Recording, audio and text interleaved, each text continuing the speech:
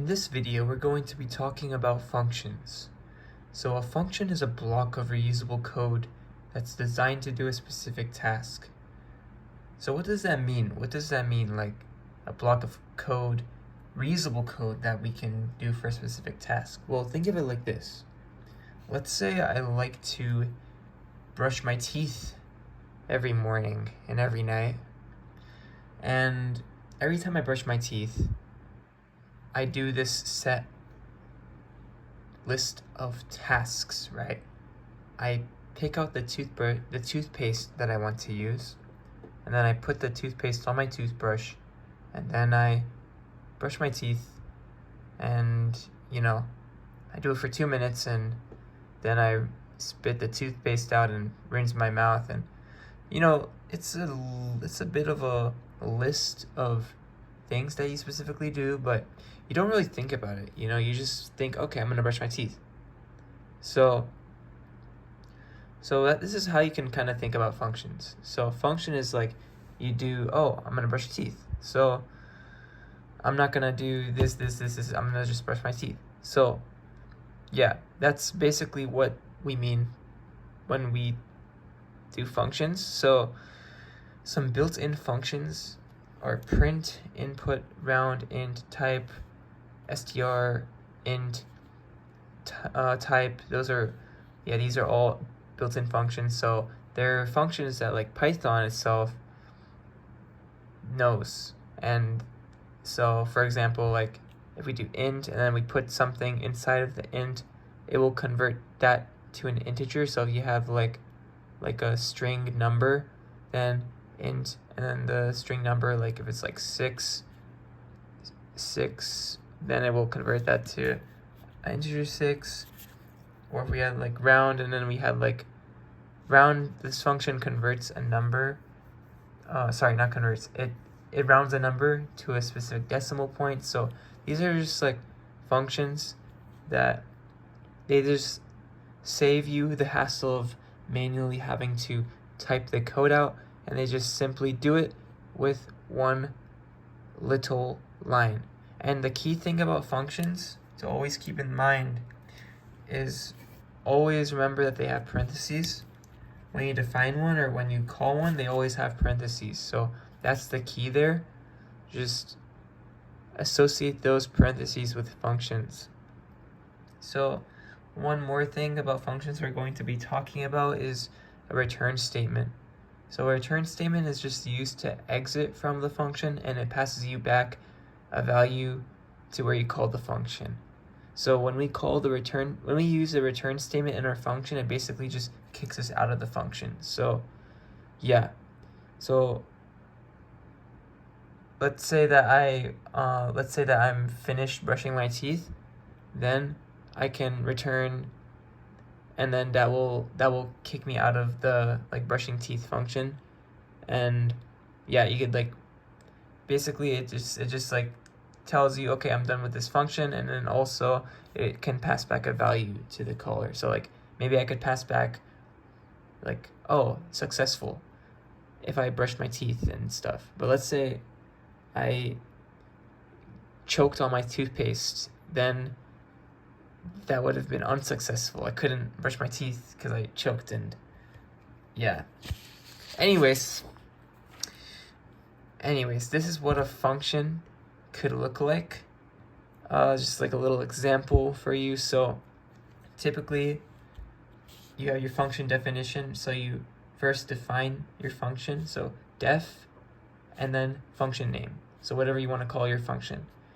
And then here you have your parameters. So keep going back to that example of brushing your teeth, but let's say you want to make a function for that. You could call it def brush teeth, and then your parameter, you could put the specific type of toothpaste you want to use. So then the function will do some things, right? So function will apply the specific toothpaste you're using to your toothbrush, and you'll start brushing your teeth, and then you'll rinse your mouth with water, and at the end it'll return successful or not. And then from there, after you return, you're done with the function, kicks you out, and it will return that value that you specified to the where you called it. So down here, this is where we're calling the function. Right now what we're doing is this is where we're calling it. We're saying function underscore name, which is the name of the function literally, and then we're providing it some arguments, and then here the variable result, we're just putting that whole thing into this variable result. So result equals that. Now notice one thing here. You may have noticed this while I was talking this through, but notice how this is arguments and this is parameters. What's the difference between the two? You can just kind of think of parameters as being that space for you to provide an argument, essentially. So let's say that so basically just think of it like that. Like your parameters are like toothbrush brand. Or no, sorry, toothpaste brand is like your parameter, toothpaste brand. And then your argument could be like the specific brand that you want to use. So yeah, your argument would just be like that, and then your parameter would be like what exactly you're generally looking for. So hopefully that is pretty understandable. Now here I have an example of two functions. So first we'll look at this one. So they're both the same function, but written a little bit differently and stuff. So we'll talk about the differences. So in this function, we have defined triangle area. So as the name implies, we're trying to find the area of a triangle. So in this version of the function, to find the function, to find the triangle's area, what do we need to do? Let's think about that real quick. First, to find the triangle area, it's just 1/2 times the base times the height, right? So that's the triangle area. So down here, we're getting the base, so we're saying base equals, and here what's happening is we're doing the input function.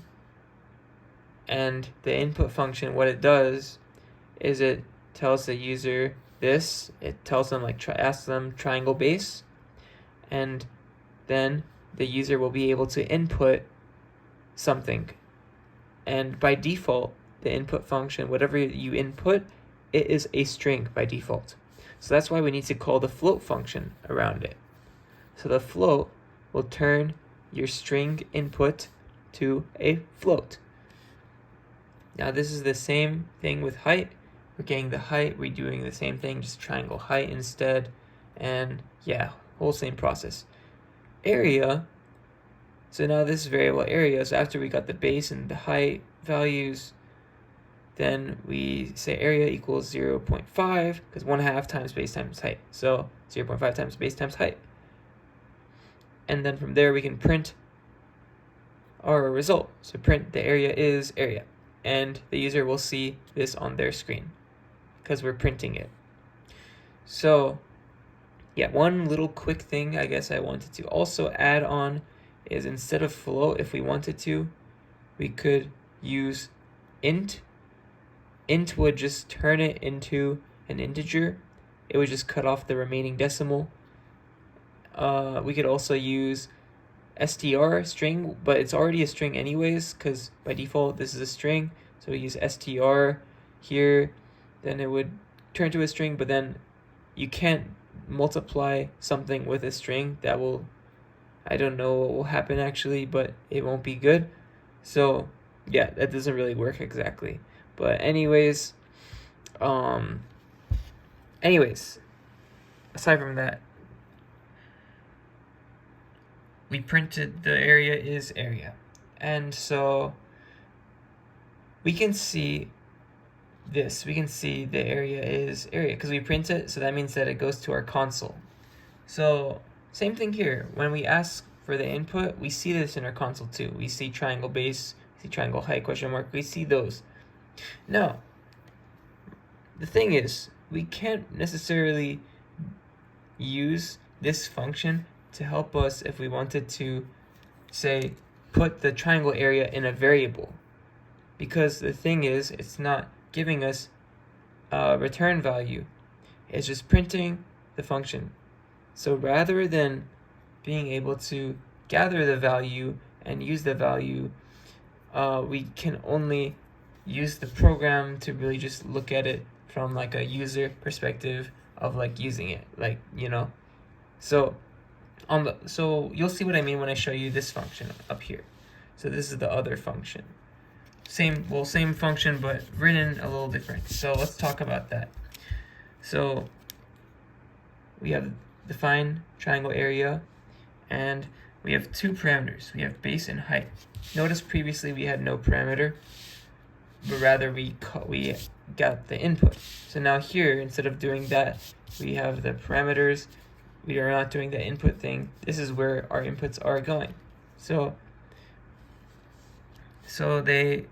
when the user wants to use this function, what they have to do is they have to say triangle underscore area, and then they have to specify the base and the height here. Rather, down here, the user would just call triangle underscore area, and there's no parameters here, so you can't put any arguments here. What happens is you call this, and then the program will then tell you triangle base, and then you can put like 4. And then after that, I'll ask you like triangle height, and then you can put 5. And then after that, it will print the area is and area, which we got area equals 0.5 times 4 times 5. So the area is 20, will be what prints. So we see this in our console, right? We see that in our console. Now up here, going back to this example, we call the function triangle area base height. This is our base, this is our height. And so area equals the base times height times 0.5.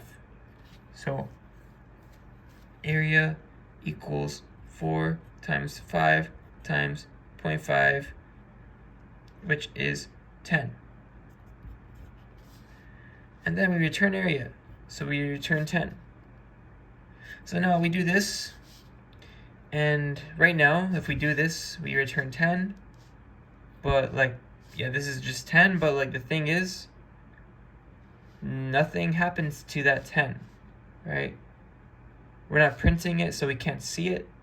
We're not storing it in a value or anything. We're just calling the function, and that's it.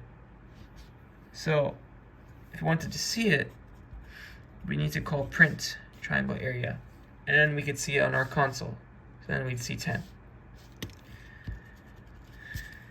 Now, let me show you like a practical use of like,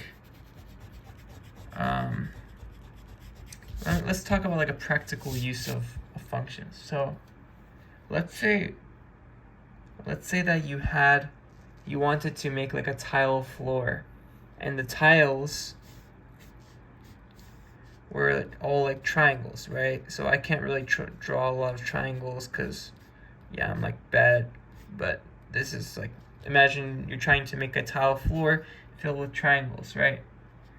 And we wanted each triangle to have the same base and the same height.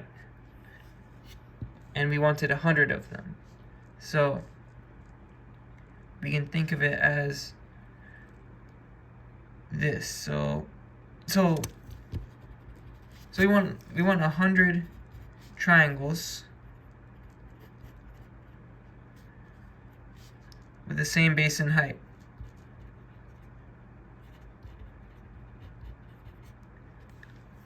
And we want to find the area.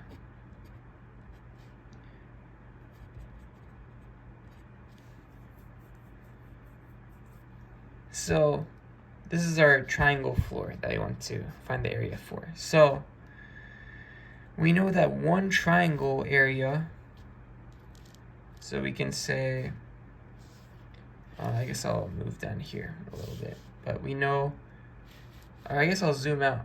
Okay. So triangle area with a base of 4 and a height of 5, right? That's one triangle. So we can just call it like tri equals triangle area for 5. Now we have 100 triangles. So if we want to call the area of the floor area equals tri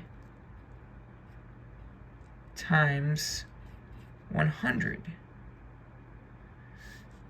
So we know tri equals triangle area for 5, which we got up here as 10. So tri equals 10. So that's just saying 10 times 100, which is equal to 1000. So this is like a practical use of a function. So you could say like floor area equals tri, which is equal to triangle area for 5 times 100. So even instead of doing this like tri equals triangle area for 5 and then putting a tri down here, we can just skip that whole step with a tri and just write that there. So triangle area for 5 times 100. Because originally we were saying like one triangle is this. So but yeah, we don't need to separate that. If we want, we can just put it in one line. So one triangle is this area, and 100 triangles is our amount of triangles to make the floor. So then that's the whole floor area. So yeah, this is just another use of that, I guess, how you can use a function with triangle area. But yeah, the key takeaway is that prints, they only let you see on your console. They don't let you actually use the value from the function, while the returns do. So returns, they let you get the expression that you get from calculating and use that in like a variable like here, or even if you wanted to print the expression, right? So if you wanted to print the function, then we would need to print the we would need to return, and we need to print the function. So print triangle area, for example, right? And so yeah, it's just like overall, it's just yeah, those are like the key differences there. And yeah, hopefully this video was informational. I hope you enjoyed.